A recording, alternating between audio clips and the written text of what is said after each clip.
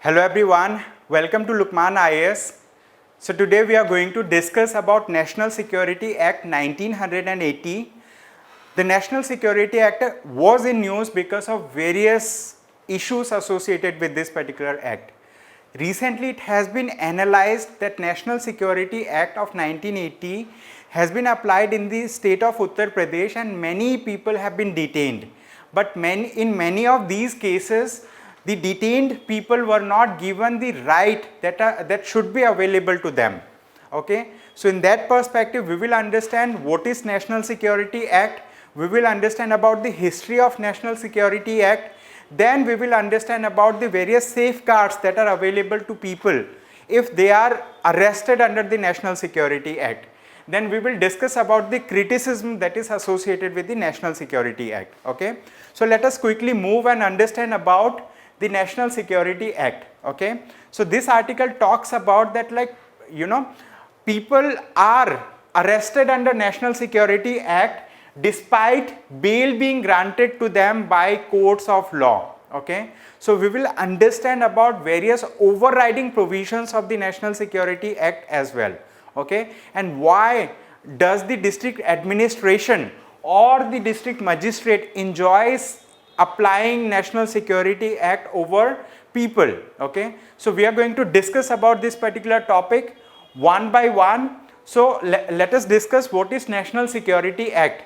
National Security Act provides for preventive detention in cases where a person is suspected that he is likely to commit an offense that is prejudicial to the national security.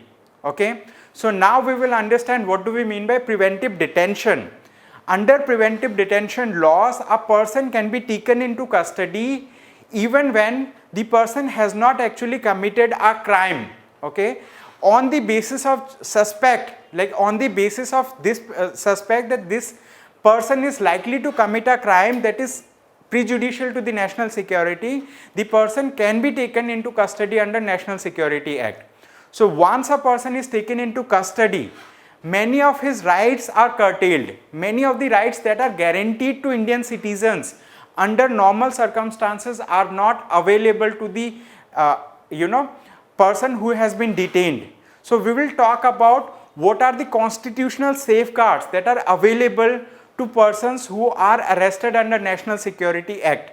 One of the constitutional safeguard is mentioned under Article 22 of the Constitution of India.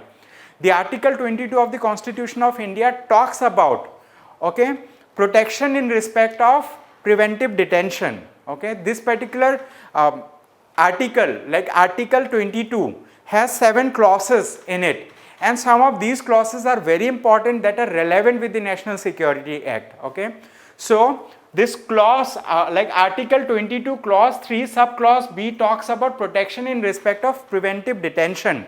It allows for preventive detention, and at the same time under the same article, Article 22 clause 4, it provides that a person who has been arrested under preventive detention, he can be kept under arrest for a period of 3 months. Okay, and if the administration wants to keep him under preventive detention for more than 3 months, in that case they will have to constitute an advisory board, and the opinion of the advisory board will be taken, and the person who has been taken into custody, he will have the right to present his case before the advisory board, and the decision of the advisory board will be taken into consideration for prolonging the detention of the person. Okay, if the advisory board says that the person should be set free, then he will be set free. If the board decides that the person should be kept under detention, then he will be kept under detention. But the thing is, the original law or the Preventive Detention Act 1980 allows for 1 year of preventive detention, means up to the period of 12 months you can keep a person under custody under preventive detention. But when we talk about constitutional safeguards, the Article 22 says that a person can be kept under preventive detention for 3 months, and if you want to keep him more than 3 months under preventive detention, then you will have to constitute an advisory board. Okay, but there was a constitutional amendment, that is, the 44th Constitutional Amendment Act of 1978, and this particular constitutional amendment tried to reduce the period of preventive detention. It had a provision of 2 months of preventive detention under Article 22 of the Constitution of India, but that was not being brought into force. So as of now, a person can be kept into custody, okay, for 3 months under preventive detention. This is one part. Apart from this, if we talk about the history of Preventive Detention Act, then the Bengal Regulation 3 of 1818 was one of the first provisions that had issues similar to Preventive Detention Act. So it was one of the provision, Bengal Regulation Act of 1818. It had provisions similar to Preventive Detention Act of 1980. And after that, the like British government in India, they came up with Rowlatt Act of 1919, that also allowed people to be taken into custody on the basis of suspicion, or on the basis that that particular person is suspect, without any right of fair hearing, or like like he was not given the basic rights that should be available to a person who is being detained. Okay, so these were two historical laws. One of them is Bengal Regulation 3 of 1818. Second one is this Rowlatt Act of 1919. These are the two laws that allowed for preventive detention of people. So these were historical things. When we talk about post-independent India, okay, India got independence in 1947. So post-independence in 1950, the government of India came up with an act that was similar to the one that we are talking about. Okay, so that act was Preventive Detention Act of 1950. Okay, so we will talk about Preventive Detention Act of 1950. So this was one of the first Preventive Detention Act after independence, and this has allowed preventive detention of a person even before that person has committed any kind of crime. Okay, so now when we talk about National Security Act of 1980, this particular act closely resembles, it is similar to the this Preventive Detention Act of 1950. Now who can impose the National Security Act?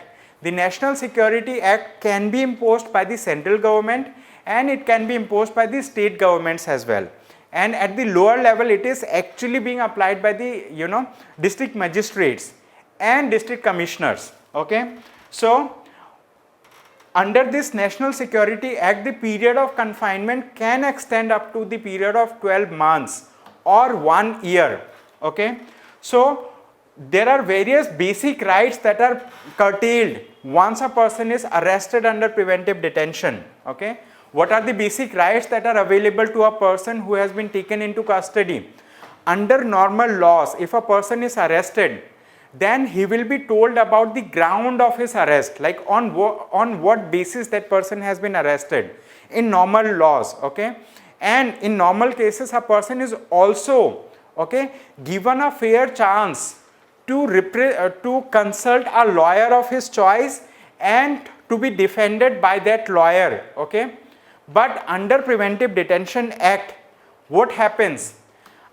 If a person is arrested, then he will be told about the ground of his arrest within 5 days in normal cases, but in extraordinary cases or in exceptional cases, he will be told about the ground of his arrest within 10 days.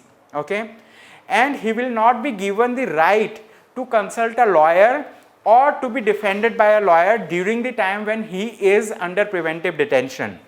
And after that, in normal conditions, if a person, in normal laws or in normal conditions, if a person is arrested, he will be produced before a court of law within 24 hours. Okay, but under preventive detention, this particular safeguard is not available to a person who is arrested under preventive detention. So Preventive Detention Act, okay, or National Security Act of 1980 curtails various basic rights that should be normally available to a person who is arrested in under normal laws. So we are going to discuss about, okay, why this particular National Security Act was in news. Okay, one of the context is like there was a close scrutiny of the people who were arrested under National Security Act, okay, in the state of Uttar Pradesh, and it was found that those people who were arrested, okay, almost all the people who were arrested under National Security Act, okay, they have been detained for a period of more than 3 months. I mean, under National Security Act, under the constitutional safeguards, when we talk about under Article 22, it talks about that a person should be kept under preventive detention for 3 months, and after then advisory board should be constituted. But here advisory boards were constituted, and in none of the cases the people were set free. Okay, in all cases they were detained for more than 3 months. This was one thing. And the second issue is that the Ministry of Home Affairs comes up with a report, okay, every year that talks about number of FIRs that are being filed in India, and number of in number of cases where the number of crimes that are being committed in India. Everything is mentioned in that report. But detention under preventive detention or under National Security Act 1980 is not mentioned in that particular report of the Ministry of Home Affairs. This is one of the criticism of this particular act, the act that we are talking about, National Security Act of 1980. Okay, so apart from this, if we discuss other things, okay, so a person who is into police custody already, he can also be detained under National Security Act. And in the other case, if a person has been granted bail by a court of law, that person can also be detained under Preventive Detention Act. And there are other cases. Let's consider a person has been acquitted of all the all the allegations by a court of law. Even in that case, that particular person can be arrested under Preventive Detention Act.